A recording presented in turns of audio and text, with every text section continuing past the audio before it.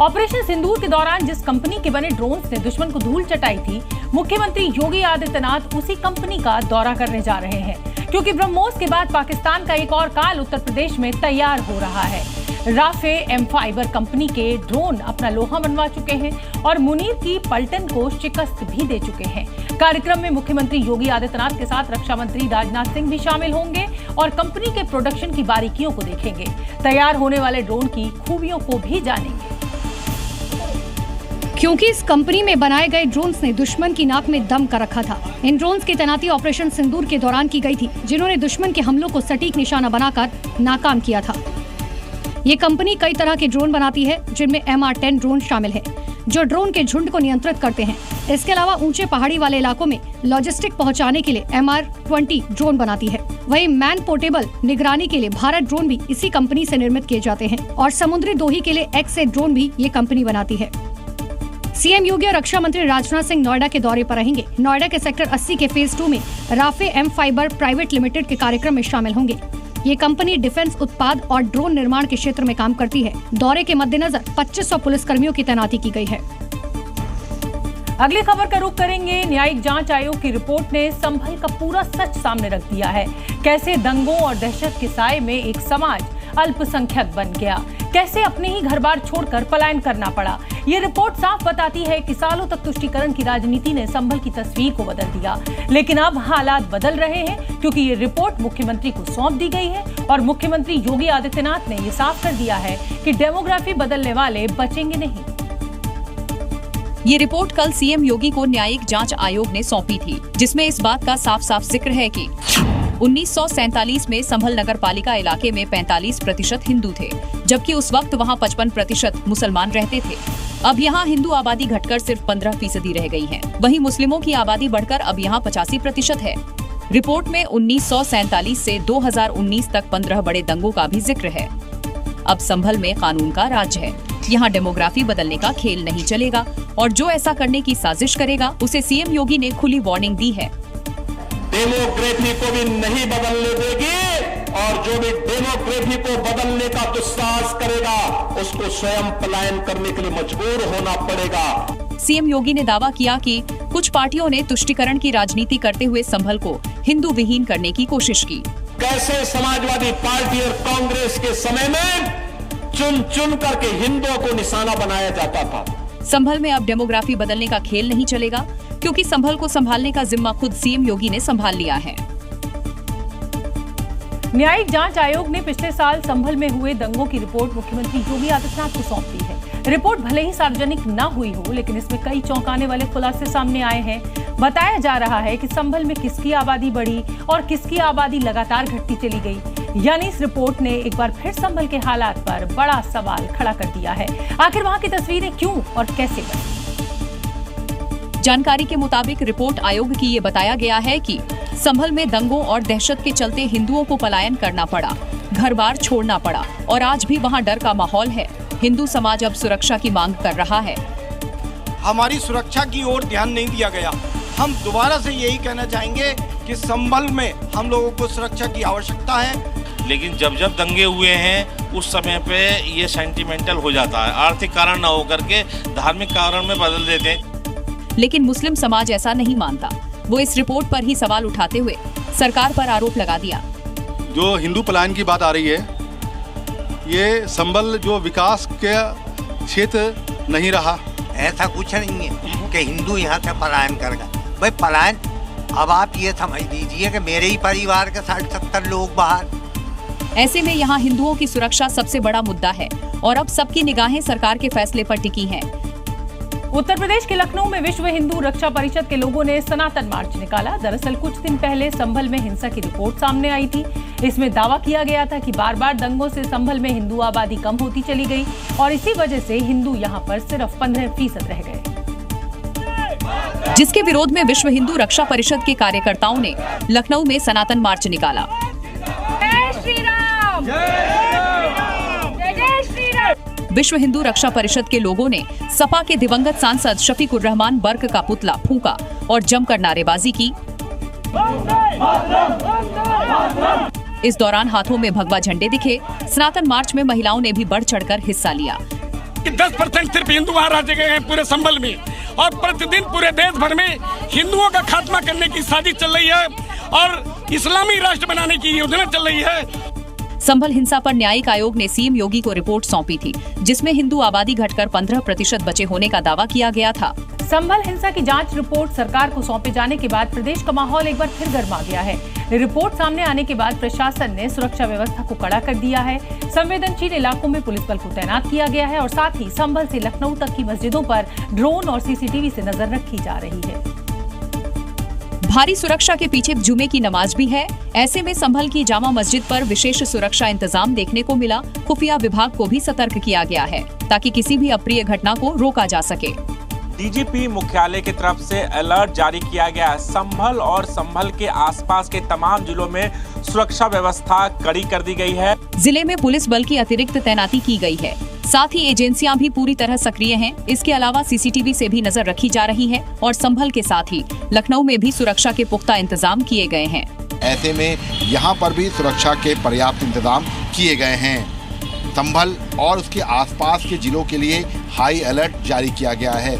इस सुरक्षा के पीछे विश्व हिंदू रक्षा परिषद का वो ऐलान भी है, जिसमें कहा गया था कि संभल में लगातार हिंदुओं की आबादी घट रही है और लोग पलायन को मजबूर हैं।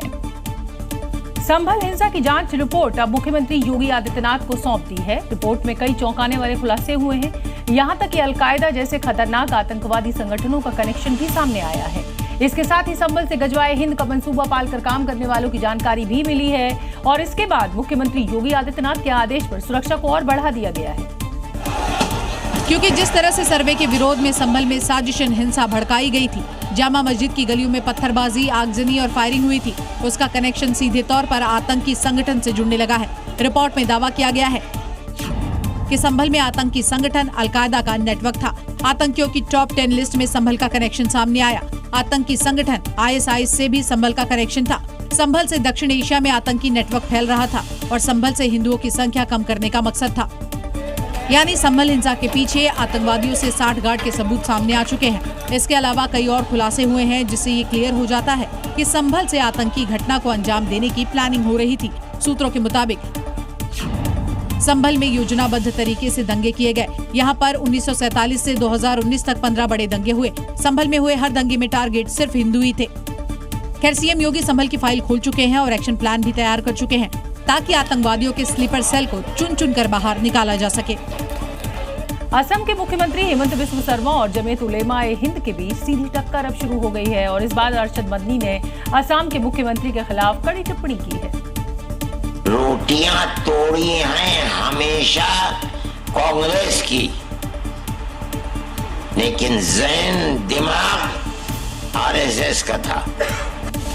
ये उस एक्शन का रिएक्शन है जो इन दिनों असम में घुसपैठियों के खिलाफ हो रहा है। असम से बांग्लादेशियों को खदेड़ने के लिए लगातार बुलडोजर एक्शन चल रहा है, जिसका विरोध करने पर मुख्यमंत्री हेमंत बिस्वा शर्मा ने कहा था, कांग्रेस जमीयत की भी टीम है।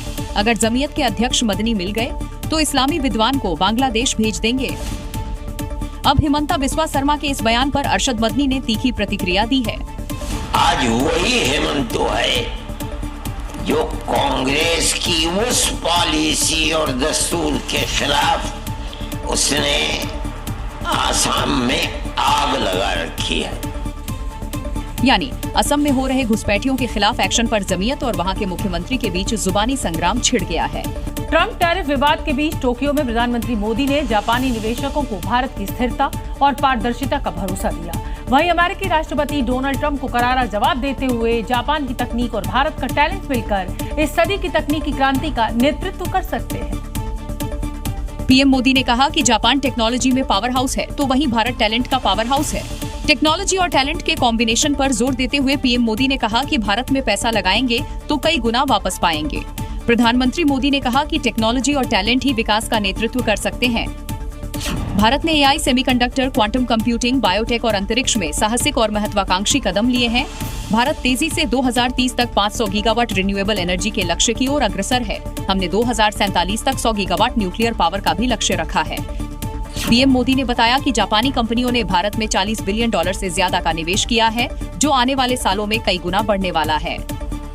बिहार में 3 पाकिस्तानी आतंकवादियों की घुसपैठ पर अब सियासत गर्मा गई है। केंद्रीय मंत्री गिरिराज सिंह ने वोटर अधिकार यात्रा पर हमला बोलते हुए राहुल गांधी और तेजस्वी यादव पर आतंकियों को संरक्षण देने का आरोप लगाया। क्योंकि बिहार में राहुल गांधी और तेजस्वी यादव की वोटर अधिकार यात्रा चल रही है और इसी बीच बिहार में नेपाल के रास्ते 3 पाकिस्तानी आतंकियों ने घुसपैठ की। केंद्रीय मंत्री गिरिराज सिंह ने राहुल गांधी और तेजस्वी यादव की यात्रा और आतंकी घुसपैठ की टाइमिंग पर सवाल खड़े कर दिए। आतंकियों को संरक्षण देने का आरोप लगाया कि नेपाल के रास्ते बिहार में 3 लश्कर-ए तोयबा के आतंकवादी घुसे।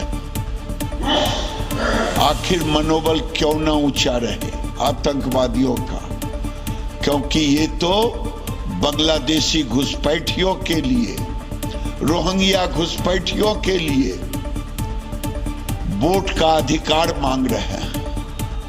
यही नहीं, उन्होंने रोहिंग्याओं और बांग्लादेशी घुसपैठ को लेकर कांग्रेस और आरजेडी को जिम्मेदार ठहराया। बिहार में चुनाव की आहट के साथ सियासी तीर कमान से निकल चुके हैं। हर दल वोटर्स को लुभाने में जुटा हुआ है और नेताओं के हमले अब और ज्यादा आक्रामक होते जा रहे हैं। बेतिया में तेजस्वी यादव ने माता जानकी का आशीर्वाद लिया और बीजेपी और जेडीयू दोनों को आड़े हाथ लिया। अब विरोधी उड़ गए हवा में, लेकिन जिस तरीके से क्या कहेंगे लालू जी बोलते ना। इतना ही नहीं, तेजस्वी ने तंज भरे अंदाज में कहा, सियासी रोटी तवा में, विरोधी हवा में। इसके जरिए कहीं ना कहीं उन्होंने चुनावी रण में अपनी बढ़त दिखाने की कोशिश की। धान की रोटी तावा में, विरोधी उड़ गए हवा में। बिहार की सियासत अब तीखे वार पलटवार पर उतर आई है। तेजस्वी के निशाने पर बीजेपी और जेडीयू दोनों हैं और चुनावी अखाड़े में उनका नया नारा गूंजा, सियासी रोटी तवा पर, विरोधी हवा पर। वोटर अधिकार यात्रा के दौरान प्रधानमंत्री मोदी को गाली देने वाले शख्स को दरभंगा पुलिस ने गिरफ्तार कर लिया है। तो वहीं इस मुद्दे पर अब सियासत भी तेज हो गई है। गृह मंत्री अमित शाह का कहना है कि जितना गाली दोगे उतना ही कमल खिलेगा। वहीं गाली देने वाले शख्स की पहचान मोहम्मद रिजवी के रूप में हुई। पुलिस ने दरभंगा से रिजवी को गिरफ्तार कर लिया है। वो पेशे से ड्राइवर है। रिजवी ने ही वोटर अधिकार यात्रा के दौरान बनाए गए मंच से पीएम मोदी के लिए अपशब्द कहे थे। आरोपी का बयान दर्ज कर लिया गया है। वहीं इस मामले में सियासत थमती नजर नहीं आ रही है। केंद्रीय गृह मंत्री अमित शाह ने कहा कि जितना पीएम मोदी को गाली दोगे उतना ही कमल खिलेगा, जबकि कांग्रेस ने गाली देने वाले शख्स को बीजेपी का एजेंट बताया है। जिस प्रकार से घृणा की स्तर बगर की राजनीति की शुरुआत की है, उसकी और प्रधानमंत्री नरेंद्र मोदी जी की स्वर्गीय माता जी के लिए जो अपशब्द कहे गए, उसकी मैं हृदय से निंदा करता हूं। भाई किसने की टिप्पणी? इन्हीं के एजेंट घूमते रहते हैं, करते रहते हैं बदमाशी और फिर यही मुद्दा बनाते हैं ताकि यात्रा से ध्यान हटा सके। ये बौखलाए हुए हैं हमारी इस यात्रा से। मतलब साफ है कि बिहार में सियासी पारा हाई है। वोटर अधिकार यात्रा के दौरान हुआ ये बवाल इतनी जल्दी शांत होता नहीं दिख रहा। प्रधानमंत्री नरेंद्र मोदी के खिलाफ अभद्र टिप्पणी के मामले में बिहार का सियासी पारा चढ़ गया है।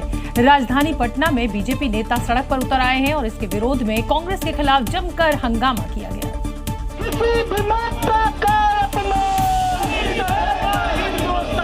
हाथों में पोस्टर, नारेबाजी से गूंजती आवाजें और सड़कों पर जुटी भीड़। बीजेपी के नेता और कार्यकर्ता जब विरोध प्रदर्शन पर उतरे तो माहौल गर्मा गया। लहराते पोस्टर, थामे झंडे और कांग्रेस के खिलाफ गूंजते नारों के बीच बीजेपी कार्यकर्ताओं ने अपना गुस्सा दिखाया। कांग्रेस के लोगों ने इस देश की मां का अपमान किया है, इस देश के प्रधानमंत्री का अपमान किया है।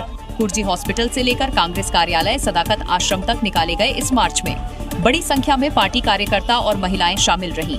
हाथों में तख्तियां और हर तरफ विरोध की गूंज। नीचता की पराकाष्ठा है। मिथिला की धरती से ऐसे अपशब्दों का इस्तेमाल किया गया। मिथिला जो है शांति और संस्कृति की धरती है। बीजेपी कार्यकर्ताओं ने साफ कर दिया है कि अपमान अब बर्दाश्त नहीं होगा और इसका जवाब जनता भी देगी और सड़क भी। वोटर अधिकार यात्रा के दौरान प्रधानमंत्री मोदी को गाली देने का मामला शांत होता नहीं दिख रहा। पटना में बीजेपी और कांग्रेस कार्यकर्ता आपस में ही भिड़ गए। बीजेपी कार्यकर्ता कांग्रेस दफ्तर के बाहर प्रदर्शन के लिए पहुंचे थे। वो राहुल गांधी के खिलाफ नारेबाजी करने लगे और थोड़ी ही देर में कांग्रेस कार्यकर्ताओं ने भी नारेबाजी शुरू कर दी। देखते ही देखते दोनों तरफ से लाठियां चलने लगी और देखते ही देखते पटना में कांग्रेस का दफ्तर जंग के मैदान में बदल गया। कार्यकर्ता अपनी मर्यादा भूलकर लाठी बरसाने लगे। तस्वीरों में देखिए कैसे बीजेपी के कार्यकर्ता कांग्रेस के दफ्तर में लगे गेट को तोड़ रहे हैं। बीजेपी कार्यकर्ताओं ने पीएम मोदी के खिलाफ की गई अपमानजनक टिप्पणी के विरोध में कांग्रेस कार्यालय पर धावा बोल दिया। गेट तोड़कर अंदर घुसे। थोड़ी देर में कांग्रेस कार्यकर्ताओं ने भी नारेबाजी शुरू कर दी। दोनों के बीच जमकर लाठी और डंडे चले। गाड़ियों में तोड़फोड़ की गई। एक दूसरे पर ईंट और पत्थर बरसाए गए। वो लोग अंदर घुसे, तोड़े, उनका झंडा अंदर रह गया। कार्यालय में घुस के हम लोग पे ताबड़तोड़, सबसे शर्मनाक बात, पुलिस के सामने मारा गया। बवाल के बाद पुलिस ने बीजेपी कार्यकर्ताओं को वहां से खदेड़ा। घंटों चले बवाल के बाद पुलिस ने कांग्रेस कार्यकर्ताओं को हटाकर जाम खुलवाया। वोटर अधिकार यात्रा के दौरान प्रधानमंत्री नरेंद्र मोदी को गाली देने का मामला बिहार से अब बंगाल पहुंच गया है। कोलकाता में बीजेपी कार्यकर्ताओं ने कांग्रेस के दफ्तर में घुसकर राहुल गांधी के पोस्टर्स फाड़े, कांग्रेस का झंडा जला दिया और ऐसे में ये बवाल अब थमने का नाम लेता हुआ नहीं दिखाई दे रहा। क्योंकि ये बवाल, ये हंगामा बिहार से पश्चिम बंगाल पहुंच गया है। ये तस्वीरें देखिए कैसे कांग्रेस दफ्तर के बाहर बीजेपी कार्यकर्ताओं की भीड़ जमा है। पहले ये लोग सड़क पर आगजनी करते दिख रहे हैं, फिर गेट पर लगे पोस्टर पर कालिख पोती। इतना ही नहीं, बीजेपी के कार्यकर्ताओं ने दफ्तर के बाहर लगे पोस्टर को फाड़ दिया, रोड पर टायर जलाकर आगजनी की और कांग्रेस के दफ्तर के अंदर पहुंच गए और कांग्रेस कार्यालय में तोड़फोड़ की। कांग्रेस के खिलाफ जमकर नारेबाजी हुई। ये हंगामा, ये बवाल पीएम मोदी को अपशब्द कहने पर मचा है, जिसके बाद पूरे देश में बीजेपी कार्यकर्ताओं में आक्रोश है। जगह जगह बीजेपी कार्यकर्ता इसका विरोध कर रहे हैं। मराठा आरक्षण को लेकर महाराष्ट्र में आंदोलन फिर तेज हो गया है। मनोज जारंगे पाटिल अपने हजारों समर्थकों के साथ मार्च करते हुए मुंबई के आजाद मैदान पहुंचे और अनिश्चितकालीन भूख हड़ताल पर बैठ गए, जिससे सड़कें जाम हो गईं और उनके समर्थक नारेबाजी करने लगे।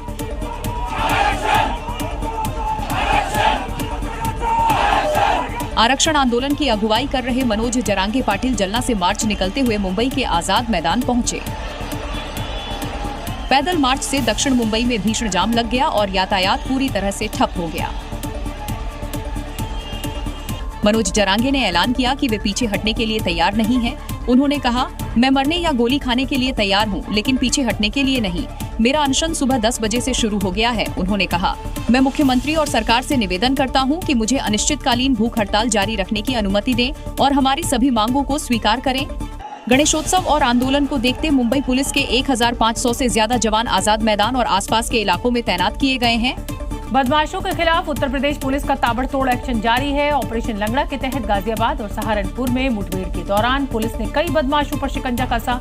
पुलिस कार्रवाई से दहशत में आए बदमाश गिड़गिड़ाते हुए नजर आए। योगी फोर्स का ऑपरेशन लंगड़ा की ये तस्वीरें देखिए। बीती रात यूपी पुलिस ने सहारनपुर और गाजियाबाद में बड़ी कार्रवाई की और कई बदमाशों को पकड़ा। गाजियाबाद में मुठभेड़ के दौरान बुजुर्ग महिला से चेन स्नैचिंग करने वाले 2 शातिर बदमाशों को पुलिस ने पकड़ा। मुठभेड़ के दौरान एक बदमाश घायल हो गया, जो कि कैमरे पर गिड़गिड़ाने लगा और अपराध से तौबा करता नजर आया। पुलिस ने आरोपियों से अवैध हथियार भी बरामद किया है।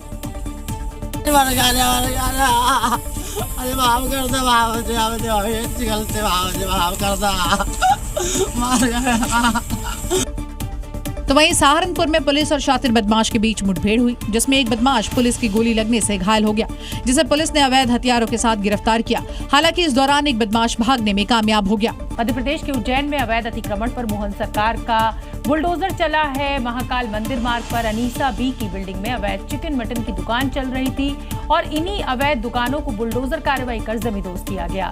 हम आपको बता दें कि कई बार हिंदू संगठनों ने इन दुकानों को लेकर आपत्ति दर्ज कराई थी। क्योंकि अवैध चिकन मटन की दुकानें महाकाल मंदिर मार्ग पर चल रही थी, इसलिए नगर निगम और विकास प्राधिकरण की टीमें बुलडोजर के साथ पहुंची और इन दुकानों को जमींदोज कर दिया। ये दुकानें मुस्लिम बाहुल्य इलाके में शहर की चर्चित नॉनवेज दुकान थी। नगर निगम की कार्रवाई अंगारा रेस्टोरेंट पर हुई, जिसे मोहम्मद वसीम और मोहम्मद शादाब चला रहे थे। सन 1985 में जो है 30 साल की लीज के लिए जो है यहाँ पर जो है आवासीय भूखंड दिए गए थे, लेकिन इनको जो है कमर्शियल में तब्दील कर दिया गया था। सन 2015 में जो है इसकी जो है लीज समाप्त हो गई थी और इसका नवीनीकरण भी नहीं कराया गया था। 1 महीने पहले अदालत ने अनीसा बी का एस्टेट खारिज कर दिया था। इसके बाद आज प्रशासन की टीमें बुलडोजर के साथ मौके पर पहुंची और भारी सुरक्षा के बीच अवैध दुकानों पर बुलडोजर चलाया गया। छत्तीसगढ़ के बिलासपुर में गौमांस की बिक्री को लेकर बवाल हो गया। दरअसल गौमांस काटते हुए महिला का वीडियो सामने आया था और इसके बाद इलाके में तनाव जैसी स्थिति पैदा हो गई। क्योंकि भारी संख्या में हिंदू संगठन के लोग सड़कों पर उतर आए। गौमांस की बिक्री के विरोध में लोगों ने जमकर नारेबाजी की। बवाल को बढ़ता देख इलाके में पुलिस बल की तैनाती की गई।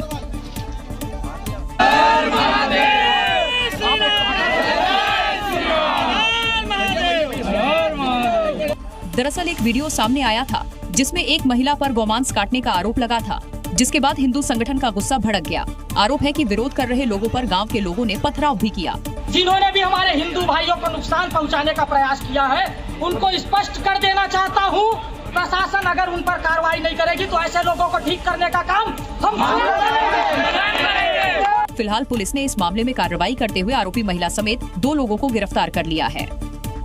उत्तराखंड के हरिद्वार में अवैध तरीके से बनी मजार को लोगों ने खुद ही तोड़ना शुरू कर दिया। दरअसल पुष्करधामी सरकार ने हरिद्वार में बनी अवैध मजारों को चिन्हित किया था, जिन्हें वक्त रहते हटाने का आदेश भी दिया था, जिसे शासन के सर्वे होते ही अवैध मजार बनाने वालों ने खुद ही उसे तोड़ने का काम शुरू कर दिया। दरअसल जिला प्रशासन ने अवैध मजारों को चिन्हित करने का काम शुरू कर दिया है।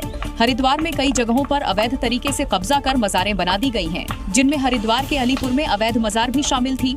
बुलडोजर कार्रवाई से पहले ही जिन लोगों ने सरकारी जमीन पर अवैध तरीके से मजार बना रखी थी, उन लोगों ने खुद ही मजार को तोड़ दिया। जानकारी के मुताबिक हरिद्वार जिले में अवैध तरीके से करीब 30 मजारें बनाई गई हैं, जिनका सर्वे का काम चल रहा है। प्रशासन अवैध कब्जा करने वालों को नोटिस भेज रहा है। उत्तराखंड की धामी सरकार अब तक ऐसी 545 अवैध मजारों को देवभूमि से हटा चुकी है। उत्तर प्रदेश के चंदौली में भूमाफिया पर एक्शन हुआ है। यहाँ पर वन विभाग की जमीन पर अवैध रूप से मकान बनाया जा रहा था। सूचना मिलते ही टीम मौके पर पहुंची और अवैध मकान पर हथौड़ा चला दिया। और ये तस्वीरें गवाही दे रही हैं कि सरकारी जमीन पर किसी भी प्रकार का अवैध अतिक्रमण योगी सरकार में बर्दाश्त नहीं किया जाएगा। जैसे ही वन विभाग की टीम को पता चला, टीम मौके पर पहुंची और पक्के मकान को ध्वस्त कर दिया। ये मामला मुजफ्फरपुर के कोल्हुआ जंगल स्थित हथिनी अपार्टमेंट नंबर 2 का है, जहां वन विभाग की जमीन पर अवैध रूप से मकान का निर्माण किया जा रहा था। वन विभाग के अधिकारी टीम के साथ पहुंचे, पहले निर्माण कार्य रोका और फिर वन कर्मियों ने घन और हथौड़े से अवैध निर्माण को तोड़ दिया। क्षेत्रीय वनाधिकारी के मुताबिक मुखबिर की सूचना पर यह एक्शन लिया गया, जिसके बाद इलाके के अन्य अतिक्रमणकारियों में भी हड़कंप मच गया है।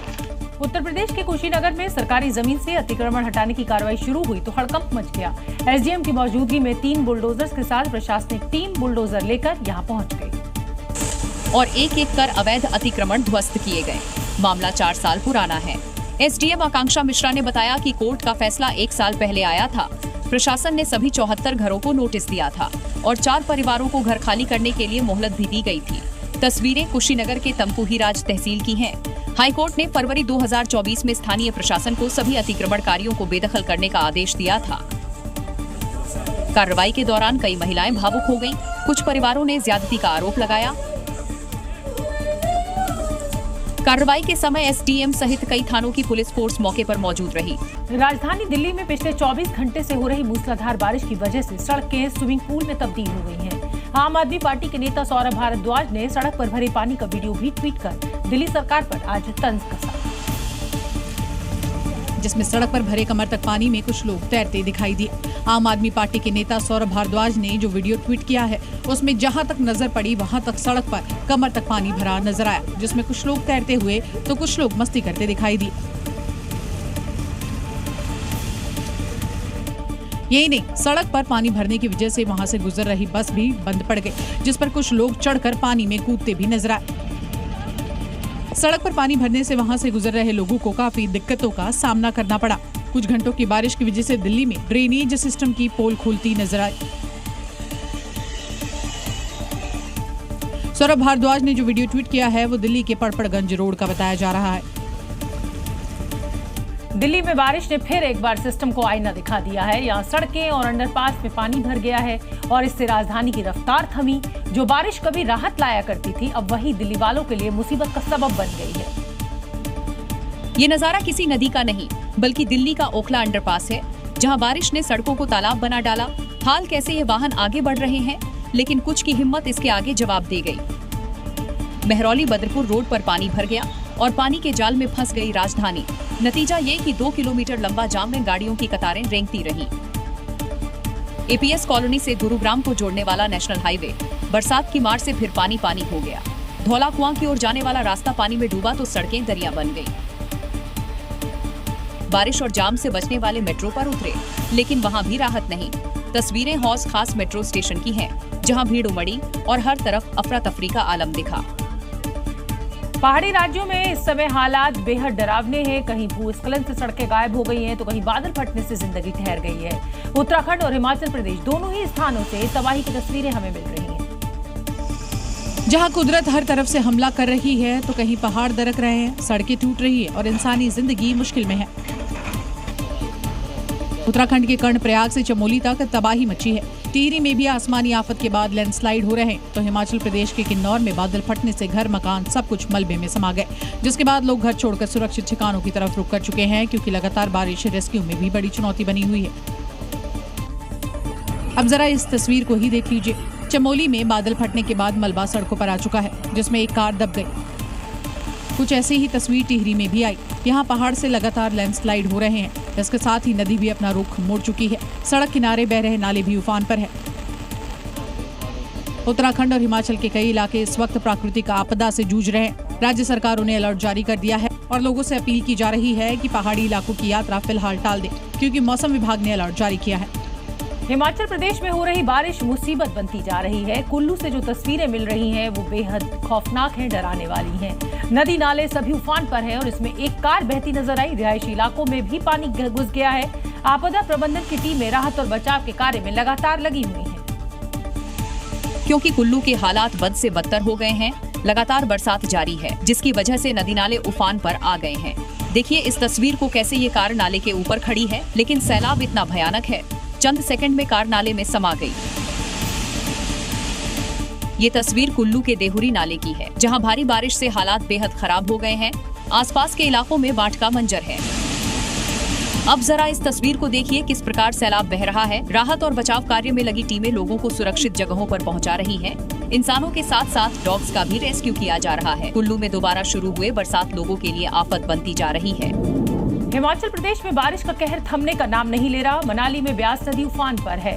तेज बहाव ने रेस्टोरेंट और दुकानों को भी बहाकर अपने साथ ले गई है और तो और घरों की नींव हिल गई है। सबसे ज्यादा बुरा हाल तो सड़कों का हुआ है। सबसे ज्यादा अगर हम कहें नुकसान किसी को पहुंचा है तो वो सड़कों को पहुंचा है। कहीं सड़क धंस गई है तो कहीं मलबे के बीच दफन हो गई है। जी मीडिया की टीम इस समय ग्राउंड जीरो पर मौजूद है, जहां कुदरत का क्रोध साफ साफ नजर आ रहा है।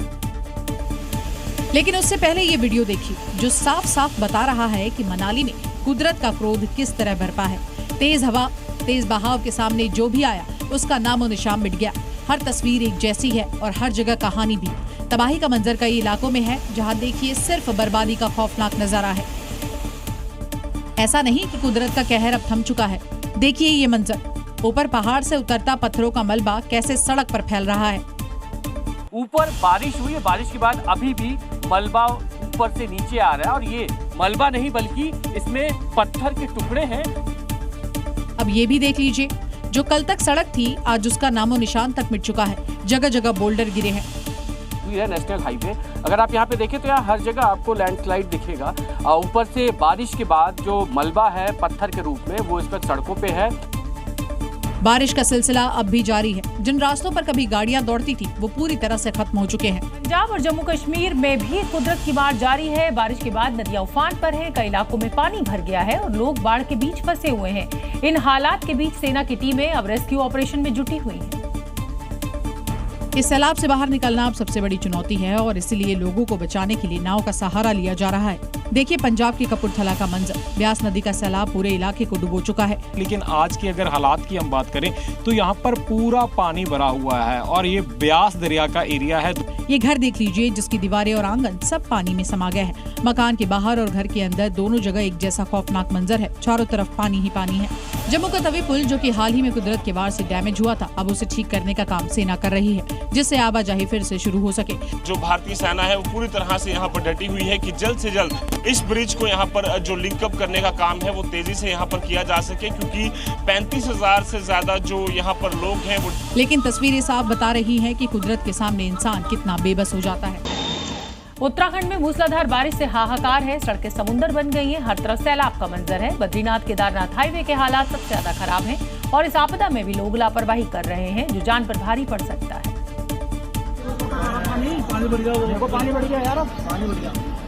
क्योंकि पूरा हाईवे सैलाब की जद में है, हर तरफ पानी का कब्जा है। लेकिन फिर भी ये बस चालक सैलाब के बीच से बस को निकाल कर ला रहा है। तस्वीरें कितनी खौफनाक हैं, इसका अंदाजा आप देखकर लगा सकते हैं। बस का आगे का हिस्सा पानी में डूबा हुआ है, हर तरफ पानी ही पानी है, लेकिन इस चालक को इतनी जल्दबाजी है कि ये रुकने का नाम नहीं ले रहा और सामने से लोग वीडियो भी बना रहे हैं। ये घटना उत्तराखंड के बद्रीनाथ केदारनाथ हाईवे की है, जहां अलकनंदा नदी अपना विकराल रूप दिखा रही है। धारी देवी के पास के ये चालक जोखिम लेकर बस को दूसरी तरफ ले जा रहा है। हरिद्वार से सैलाबी सितम की दिल दहला देने वाली तस्वीरें सामने आई हैं। यहाँ भारी बारिश के चलते सूखी नदी के उफान में एक कार बह गई और इससे यहाँ हड़कंप मच गया। प्रशासन की चेतावनी को हल्के में लेना इस कार सवार को महंगा पड़ गया। और ये कार सूखी नदी पर बने रपटे पर आए तेज बहाव में बहने लगी। तेज बारिश के चलते सूखी नदी का रपटा उफान मारने लगा। पानी का बहाव इतना तेज था कि कार फंस गई और लोगों की जान आफत में आ गई। मौके पर मौजूद लोगों ने शोर मचाया और कार सवारों ने वक्त रहते कूदकर अपनी जान बचाई। चौंकाने वाली तस्वीरें हरिद्वार से सामने आई है, जहां लगातार हो रही बारिश के चलते नदी और नाले उफान पर है। सूखी नदी के रपटे पर सैलाब का कहर देखने को मिला है। तेज लहरों में फंसी कार अचानक से बहने लगी, जिससे कार सवार लोगों की जान यहां खतरे में आ गई। स्थानीय लोगों और रेस्क्यू टीम की मदद से कार को किसी तरह से सुरक्षित स्थान पर ले जाया गया। हादसे में कोई घायल नहीं हुआ, लेकिन ये घटना एक बार फिर से सावधानी बरतने की चेतावनी देती है। नदी किनारे रह रहे लोगों को प्रशासन ने सतर्क रहने की सलाह दी है।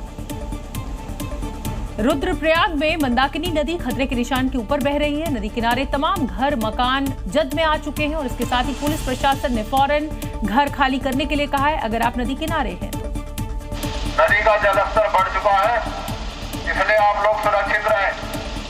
कुछ समय के लिए अपना घर खाली कर दें। नदी का जलस्तर खतरे के निशान को पार कर चुका है। कई घरों में पानी घुस गया और निचले इलाकों में हालात बेकाबू हो गए। प्रशासन ने अलर्ट जारी किया, लोगों से सुरक्षित जगहों पर जाने की अपील की गई। रुद्रप्रयाग में मंदाकिनी नदी ने रौद्र रूप धारण कर लिया। नदी का जलस्तर तेजी से बढ़ रहा है। नदी किनारे बसे कई घर अब पानी की जद में आ चुके हैं। हालात बेहद खराब है। कुछ लोग घरों को छोड़कर सुरक्षित ठिकानों पर पहुंच चुके हैं, लेकिन अब भी कुछ लोग अपने घरों में मौजूद हैं। ऐसे में नदी के तेज बहाव की वजह से खतरा बढ़ने लगा, जिसके बाद प्रशासन अलर्ट जारी किया और लोगों से सुरक्षित जगहों पर जाने की अपील की। उत्तराखंड में भारी बारिश के बाद पहाड़ खिसकने की घटनाएं सामने आ रही हैं। चमोली, उत्तरकाशी और हल्द्वानी में लगातार पहाड़ खिसक रहे हैं। पहाड़ का मलबा आने से हाईवे भी बंद हो गया है। लोगों को दिक्कतों का सामना करना पड़ रहा है, क्योंकि चमोली, उत्तरकाशी और हल्द्वानी में भारी बारिश के बाद पहाड़ खिसकने की घटनाएं सामने आ रही है। उत्तराखंड के उत्तरकाशी से जो वीडियो सामने आया, जिसने लोगों की रूह कांपा दी, क्योंकि भारी बारिश की वजह से पहाड़ से छोटे छोटे पत्थर गिरने लगे, जिन्हें देखकर ऐसा लगा मानो वहां से कोई झरना गिर रहा हो। ऐसी तस्वीर चमोली से सामने आई, जहां पहाड़ का मलबा खिसक कर हाईवे पर आ गया, जिससे वहां मलबे का ढेर लग गया। बताया गया कि वही नेशनल हाईवे है जो भारत और चीन की सीमाओं को जोड़ता है। ऐसा ही कुछ हल्द्वानी में देखने को मिला। वहां लैंडस्लाइड की वजह से भीमताल जाने वाली सड़कें बंद हो गई, जिसकी वजह से लोगों को काफी दिक्कतों का सामना करना पड़ा, क्योंकि पहाड़ खिसकने से दोनों तरफ से सड़कें बंद हो गई। उत्तर प्रदेश के फर्रुखाबाद में मूसलाधार बारिश की वजह से गंगा नदी का जलस्तर बढ़ गया है और इसी वजह से नदी किनारे बने कई मकान इस नदी की जद में आ गए, जबकि कई गांवों पर भी पानी का कब्जा दिख रहा है। इससे लोगों को काफी परेशानी हो रही है। क्योंकि भारी बारिश की वजह से कई इलाकों में बाढ़ आ गई, जिससे गंगा नदी के किनारे बने मकानों ने जल समाधि ले ली। फर्रुखाबाद से जो तस्वीरें सामने आईं, उसमें गंगा नदी उफान पर बहती दिखाई दी, जिसकी वजह से उसके किनारे मकानों की नींव कमजोर पड़ गई, जिससे एक एक कर कई मकान गंगा नदी में समा गए। फर्रुखाबाद में गंगा नदी के उफान पर आने से कई इलाकों में पानी ने कब्जा जमा लिया।